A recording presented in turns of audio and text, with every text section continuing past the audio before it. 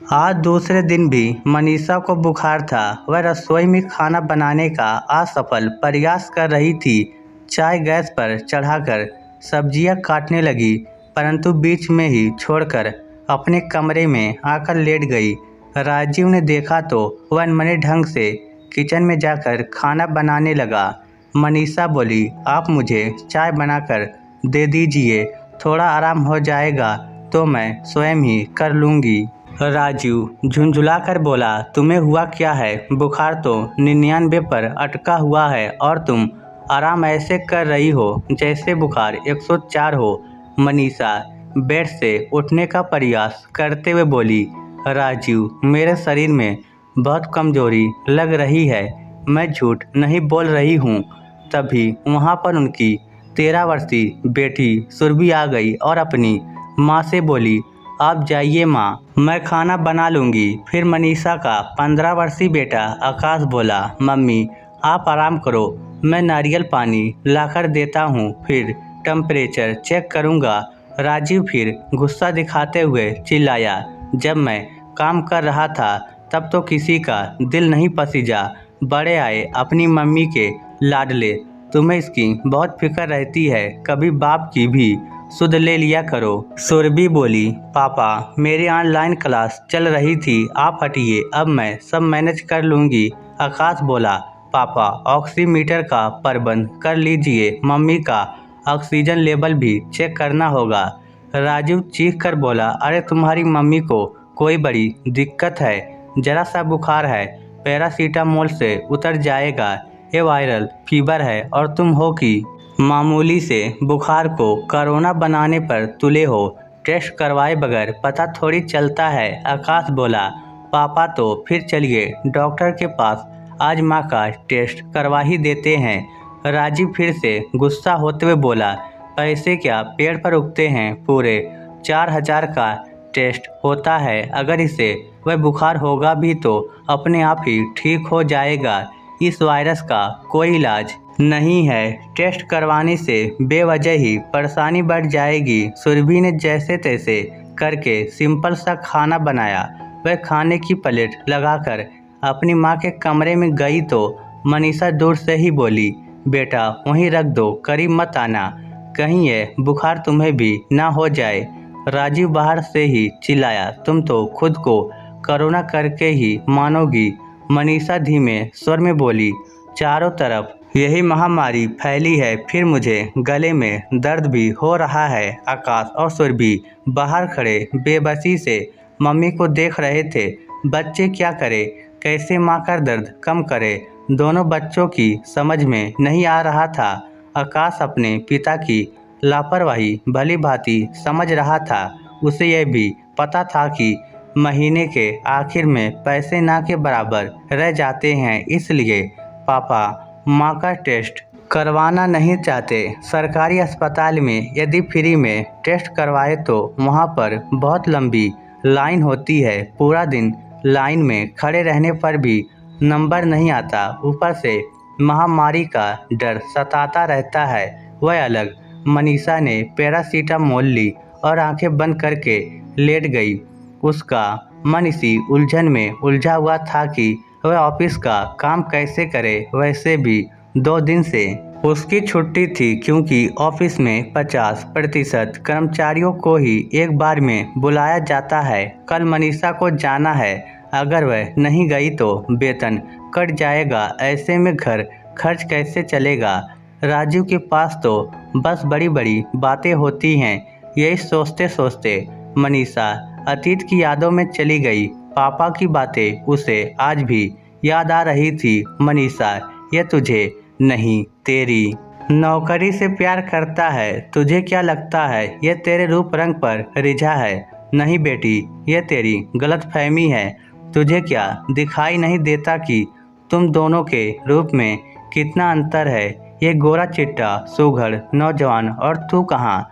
बेटी, मैं ये नहीं कहता कि तू बस सूरत है, लेकिन ये समझ कि अगर कोई खूबसूरत नौजवान लड़का तुमसे शादी करना चाहता है तो वह तुझसे नहीं, तेरे पैसे से प्यार करता है। लेकिन मनीषा की आंखों पर तो राजीव के प्यार की पट्टी बंधी थी।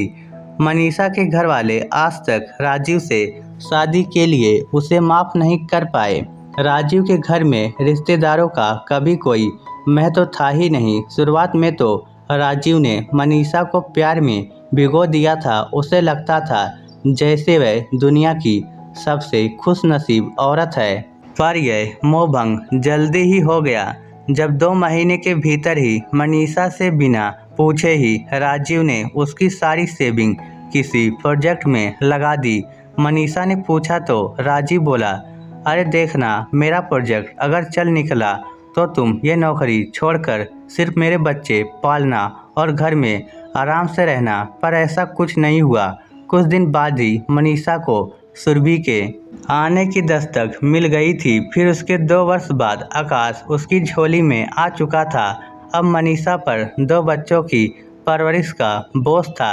जब तक मनीषा का डेबिट कार्ड राजीव के पास होता तो वह उससे प्यार भरी बातें करता। जैसे ही मनीषा पैसों के लिए टोकती तो राजीव बोलना छोड़ देता।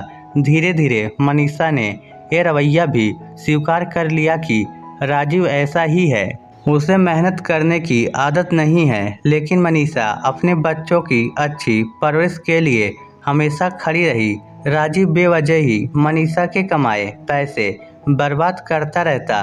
घर बाहर की जिम्मेदारियां, रात दिन की मेहनत और पैसों की तंगी के कारण मनीषा बेहद रूखी हो गई थी।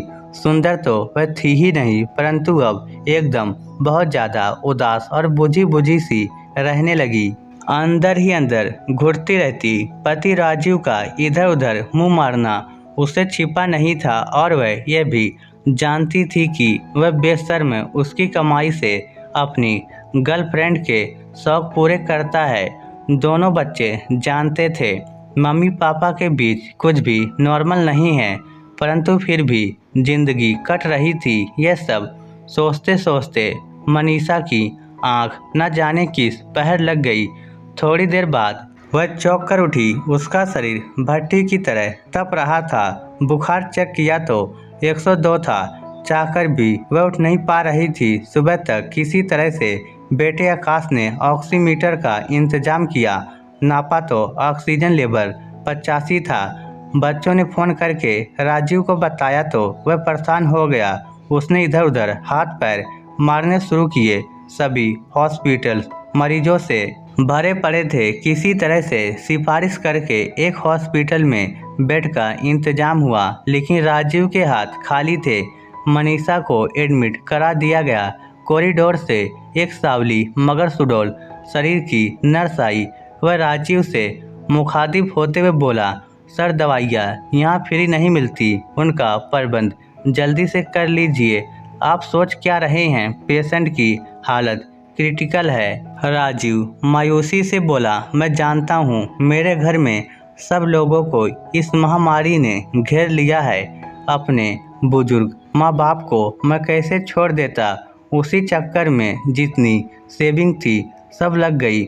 मेरे 2 बच्चे भी हैं। अब बताओ मैं क्या करूं, बिजनेस ठप पड़ा है। नर्स का नाम कविता था। उसे राजीव से थोड़ी सहानुभूति हो गई। उसने कहा, अच्छा सर, मैं कुछ कोशिश करती हूँ। राजीव ने अचानक ही कविता का हाथ अपने हाथों में लेकर उसका शुक्रिया अदा करते हुए अपने माथे से लगा लिया। नर्स हक्की बक्की रह गई, परंतु उसे राजीव से सहानुभूति हो गई थी। वह बोली, मैं समझ सकती हूँ ऐसे पल में इंसान पर क्या गुजरती है। राजीव विजयी भाव के साथ घर आया। उसे लग रहा था कि घड़ियाली आंसू बहाकर उसने नर्स को शीशे में उतार लिया और फ्री में ही दवाइयों का इंतजाम हो गया। राजीव के पास यही हुनर था। वह औरतों की भावनाओं को हवा देकर उनके साथ खेलता था और वे भी झूठी तारीफ में फंसकर अपना सब कुछ लुटाने को तैयार हो जाती थी। सुरभि डबडबाई सी आवाज़ में बोली, मम्मी ठीक हो जाएंगी ना पापा।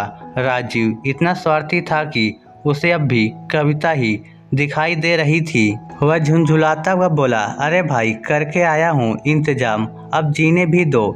जाओ मेरे लिए चाय बनाकर लाओ, तुम्हारी मम्मी अब ठीक है। आकाश सुरभि को चुप कराते हुए बोला, तुम चुप हो जाओ, पापा वैसे भी परेशान है। हम हिम्मत से काम लेंगे पापा, आप हॉस्पिटल में संभालो, घर हम दोनों संभाल लेंगे।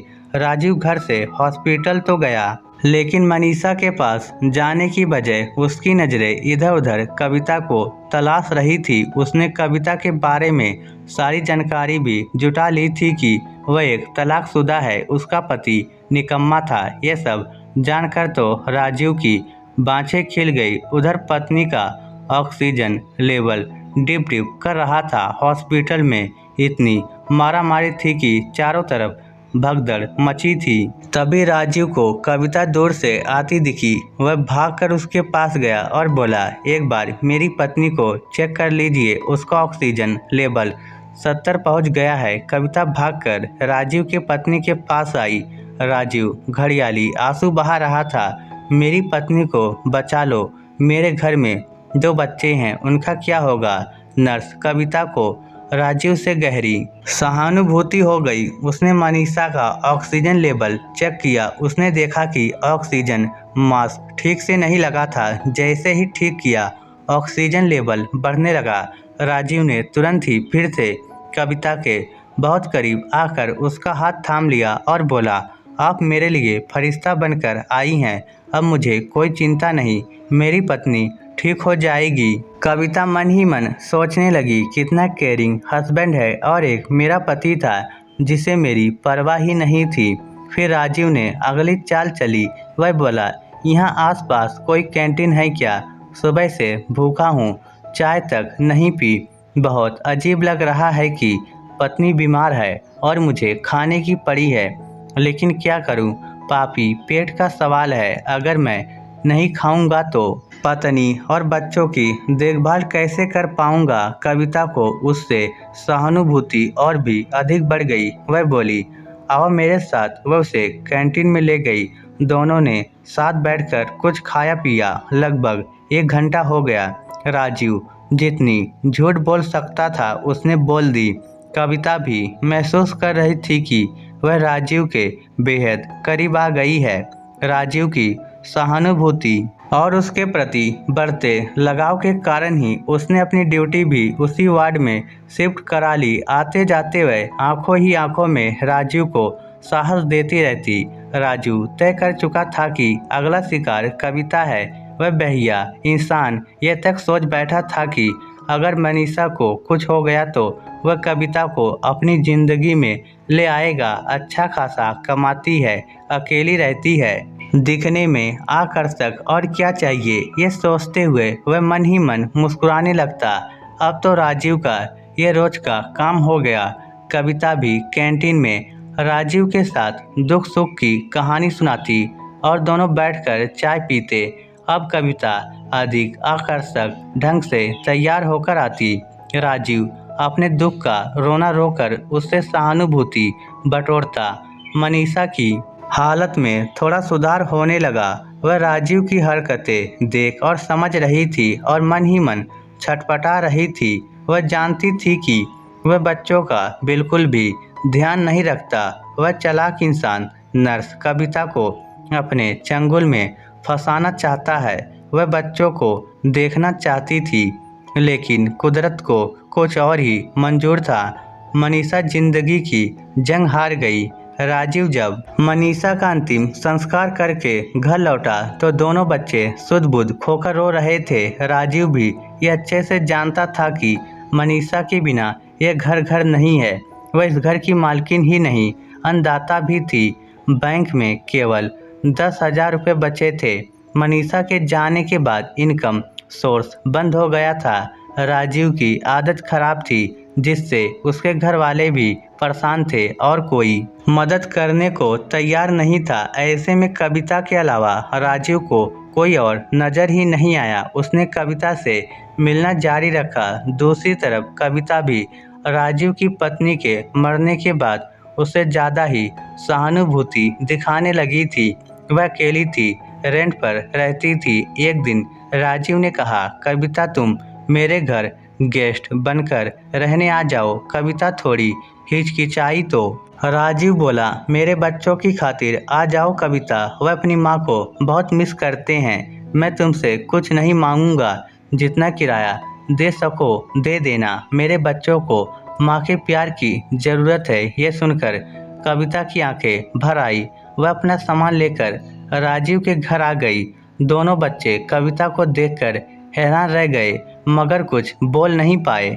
अब एक रूम में कविता, दूसरे में बच्चे और स्वयं राजीव ड्राइंग रूम में सोता था। कविता ने धीरे धीरे पूरे घर का काम अपने जिम्मे ले लिया। बच्चों से वह बहुत प्यार से पेश आती।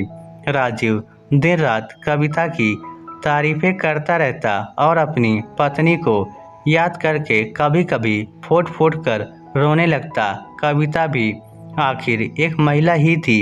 वह राजीव की चिकनी चुपड़ी बातों में आ गई। अब बिना शादी किए ही राजीव और कविता पति पत्नी की तरह एक ही घर में रहने लगे। कविता का पूरा वेतन राजीव की जेब में जाता। दोनों बच्चे पिता की ऐसी हरकतें देखकर अंदर ही अंदर घुट रहे थे। उन्हें पिता से घिन आने लगी। एक दिन तो हद ही हो गई। राजीव ने कविता के हॉस्पिटल जाने के बाद सुरभि को किसी बात पर गुस्सा होते हुए एक थप्पड़ लगा दिया। आकाश पिता के सामने खड़ा होकर बोला, पापा आपको शर्म नहीं आती? अभी मम्मी को गुजरे 2 महीने नहीं हुए और आप किसी महिला के साथ रंगरलिया मना रहे हैं। ऊपर से हम बच्चों पर हाथ भी उठा रहे हैं। इस स्टोरी को लेकर आपकी क्या राय है? नीचे कमेंट करके हमें ज़रूर बताइएगा। धन्यवाद।